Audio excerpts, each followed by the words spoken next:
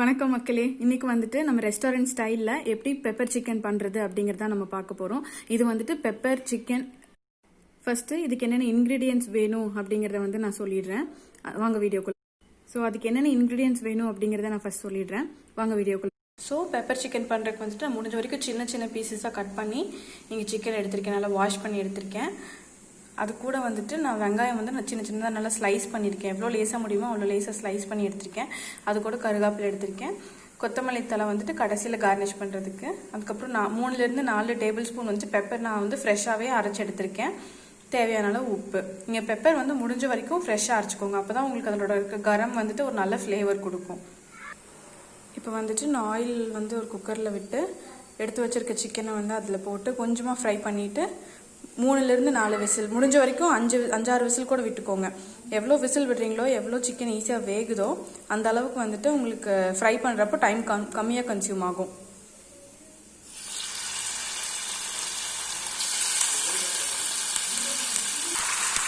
இங்கே நான் 1/2 kilo chicken எடுத்திருக்கேன். உங்களுக்கு எந்த அளவுக்கு சிக்கன் வேணுமோ அந்த அளவுக்கு எடுத்துக்கோங்க. சிக்கன் கொஞ்சம் லேசாக ஃப்ரை ஆனதுக்கப்புறமா நான் அது கூடவே 1/2 டேபிள் ஸ்பூன் மஞ்சள் போட்டிருக்கேன். மஞ்சள் கம்ப்ளீட்டாக உங்களுக்கு ஆப்ஷனல் தான். வேணும்னா போட்டுக்கலாம், இல்லைன்னா தேவையில்லை. இது கூட கொஞ்சமாக தண்ணி விட்டு 4-5 விசில் வரைக்கும் விட்டு எடுத்துக்கோங்க. நான் சொன்ன மாதிரி தான், சிக்கன் எவ்வளோ நல்லா வேகுதோ அந்த அளவுக்கு உங்களுக்கு ஃப்ரை பண்ணுறப்போ அந்த டைம் கன்சியூம் ஆகும், அவ்வளோ கம்மியாகும். அது கூடவே கொஞ்சமாக உப்பு சேர்த்துக்கோங்க. நீங்கள் உப்பு சேர்த்துக்கிட்டீங்கன்னாலும் வேக வைக்கும் போது எதுவாக இருந்தாலும் சரி, சிக்கன் இல்லை, நீங்கள் எந்த ஒரு காய்கறியை எது வேக வைக்கிறதுனாலும் கொஞ்சமாக உப்பு போட்டு வேக வச்சிங்க அப்படின்னா சீக்கிரமாக வெந்துடும். ஸோ இப்போ நான் கொஞ்சம் உப்பு போட்டிருக்கேன். இப்போ குக்கரை க்ளோஸ் பண்ணி வச்சிடலாம். நல்லா கலந்து விட்டுட்டு க்ளோஸ் பண்ணிடலாம். ஸோ இப்போ நான் இது க்ளோஸ் பண்ணிட்டேன். இப்போ நான் குக்கர் சின்ன குக்கரில் வச்சு எடுக்கிறேன் அப்படிங்கிறதுனால நான் இதில் 5-6 விசில் வரைக்கும் விட்டுருவேன். கொஞ்சம் பெரிய குக்கர் அப்படிங்கும்போது உங்களுக்கு தண்ணியே நல்லா கொதிச்சு வரும். அப்படிங்கிறதுனால 4 விசில் விட்டாலே சரியாக தான் இருக்கும். நான் இப்போ இங்கே 5-6 விசில் வரைக்கும் விட போகிறேன். விசில் வந்ததுக்கப்புறமா என்ன பண்ணுறதுங்கிறது பார்க்கலாம். இப்போ நான் 5-6 விசில் விட்டு எடுத்துட்டேன். இதுக்கு நம்ம எப்படி ஃப்ரை பண்ணுறது அப்படிங்கிறத பார்க்கலாம். நான் இங்கே ஒரு கடாயில் கொஞ்சமாக பட்டர் போட்டிருக்கேன். நல்லா மெல்ட் பண்ணிவிட்டு இது கூட தாளிப்பு ஆட் பண்ண போகிறேன். உங்களுக்கு வேணும்னா நீங்கள் கீ கூட ஆட் பண்ணிக்கலாம். பட்டர் நல்லா மெல்ட் ஆனதுக்கப்புறமா உங்களுக்கு அந்த கீயோட பதம் வந்ததுக்கப்புறமா ஸ்லைஸ் பண்ணி எடுத்து வச்சுருக்கேன் ஆனியனும் கருவேப்பிலும் சேர்த்துக்கோங்க. இப்போ இது நல்லா வதக்கி விட்டுக்கோங்க. இது நல்லா வதங்கட்டும். நீங்கள் எந்த அளவுக்கு இதுக்கு வெங்காயம் சேர்த்துறீங்களோ அந்த அளவுக்கு உங்களுக்கு அந்த ஃப்ளேவர் ரொம்ப நல்லாயிருக்கும். நான் இங்கே 1/2 கிலோ சிக்கனுக்கே 2 வெங்காயம் எடுத்திருக்கேன்.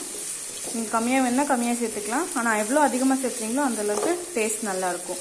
நல்லா அப்படியே கோல்டன் ப்ரௌன் வர வரைக்கும் நல்லா வதக்கிக்கோங்க. அதுக்கப்புறமா எடுத்து வச்சுருக்க சிக்கன் சேர்த்துக்கலாம். ஸோ இப்போ இந்த வெங்காயம் நல்லா வதங்கினதுக்கப்புறமா வேக வச்சுருக்க சிக்கனை இது கூட சேர்த்துருங்க.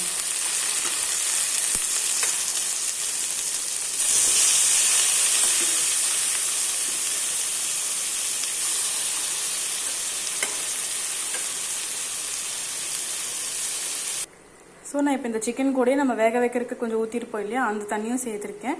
இதுலேயே கொஞ்சம் நல்லா வேகட்டும். அப்போ தான் உங்களுக்கு அந்த ஃப்ளேவர் எல்லாம் நல்லா இறங்கும். அப்படியே க்ளோஸ் பண்ணி ஒரு 5-10 மினிட்ஸ் இருக்கட்டும். கடாயில் வச்சுருந்தேன் இல்லையா, அந்த தண்ணியெல்லாம் நல்லா சுண்டினதுக்கப்புறமா அந்த சிக்கன் கூட எடுத்து வச்சுருக்க பெப்பரும் ஆட் பண்ணிக்கோங்க. பெப்பர் கம்ப்ளீட்டாக உங்கள் காரத்துக்கு ஏற்ற மாதிரி ஆட் பண்ணிக்கோங்க. நான் இங்கே பச்சை மிளகாலாம் எதுவுமே சேர்த்துக்கல. டைரெக்டாக பெப்பர் தான் போட்டிருக்கேன். நீங்கள் காரம் அதிகமாக சேர்த்துக்குவீங்க அப்படின்னா பெப்பர் இன்னும் கொஞ்சம் ஆட் பண்ணிக்கோங்க. பெப்பர் ஆட் பண்ணிவிட்டு தேவையான அளவு உப்பு சேர்த்துக்கோங்க. இப்போ இது லேசாக கொஞ்சமாக தண்ணி இருக்கும்போதே நான் பெப்பர் போட்டேன் இல்லையா, அப்போ தான் அந்த சிக்கனில் பெப்பர் நல்லா பிடிக்கும். இப்போ இது நல்லா சுண்டி ட்ரை ஆகிற வரைக்கும் நல்லா ஃப்ரை பண்ணி எடுத்துக்கோங்க.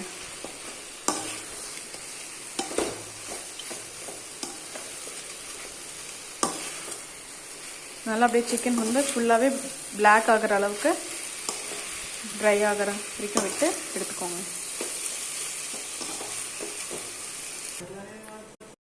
முடிஞ்ச வரைக்கும் சிம்லேயே வச்சு நல்லா கிளறி விடுங்க.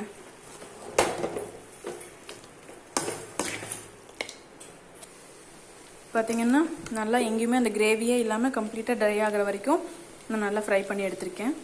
சிக்கனோட கலர் சேஞ்ச் ஆகிருக்கிறதே உங்களுக்கு நல்லா தெரியும். இதில் பார்த்தீங்கன்னா நல்லா அப்படியே டார்க் அந்த ப்ரௌன் கலர்ல இருந்து உங்களுக்கு அப்படியே அந்த பிளாக் கலர்ல அந்த பெப்பரோட கரம் எல்லாம் அது கம்ப்ளீட்டா அதுல ஒட்டி இருக்கிறது உங்களுக்கே தெரியுது பாருங்கள். இப்போது அடுப்பு நிறுத்திடலாம். ஸ்டவ் ஆஃப் பண்ணதுக்கப்புறமா வந்துட்டு அது கூட அந்த சூடாக இருக்கும்போதே வந்து கொத்தமல்லி கட் பண்ணி வச்சுருக்கிறதையும் சேர்த்து நல்லா கலந்துக்கிறேன். இப்போ பார்த்தீங்கன்னா சிக்கன் ரெடி ஆனதுக்கப்புறமா நான் அதை என்னோட பவுலில் வந்து ட்ரான்ஸ்ஃபர் பண்ணி எடுத்து வச்சுருக்கேன். இந்த பெப்பர் சிக்கன் வந்து இப்போ நான் ரெஸ்டாரண்ட் ஸ்டைலில் செஞ்சுருக்கேன். இது ஆக்சுவலி ரொம்ப டைம் எடுக்கும். பட் தென் வந்துட்டு உங்களுக்கு இந்த கோல்டு இருக்கும்போது இல்லை த்ரோட்டில் ஏதாவது பெயின் இன்ஃபெக்ஷன் ஏதாவது அந்த மாதிரி இருக்கும்போது இந்த பெப்பர் சிக்கன் செஞ்சு சாப்பிட்டீங்க அப்படின்னா தொண்டை ரொம்ப கிளியர் ஆகி சூப்பராக இருக்கும். உங்களுக்கு வந்து ஒரு ரெஃப்ரெஷிங்கான டிஷ்ஷாக இருக்கும் இது வந்துட்டு. ஸோ இப்போ பார்த்தீங்கன்னா ஒரு 3 to 4 இன்க்ரீடியன்ட்ஸ் வச்சுட்டே நம்ம வந்துட்டு ஒரு சூப்பரான டிஷ் ரெடி பண்ணிட்டோம். இந்த ரெசிபி உங்களுக்கு பிடிச்சிருக்குன்னு நம்புகிறேன். இதே மாதிரி நீங்களும் வீட்டில் ட்ரை பண்ணி பாருங்கள். எப்படி இருந்தது அப்படிங்கிற ஃபீட்பேக் வந்துட்டு மறக்காமல் என்னோட கமெண்ட் பாக்ஸில் கமெண்ட் பண்ணுங்கள். இதே மாதிரி நிறைய டிஷ்ஷஸ் தெரிஞ்சுக்கணும் அப்படின்னாலும் அதை கமெண்ட் பாக்ஸில் கமெண்ட் பண்ணுங்கள். நான் எவ்வளோ சீக்கிரம் முடியுமோ அவ்வளோ சீக்கிரமாக வீடியோ அப்லோட் பண்ணுறேன். தேங்க்யூ ஃபார் வாட்சிங்.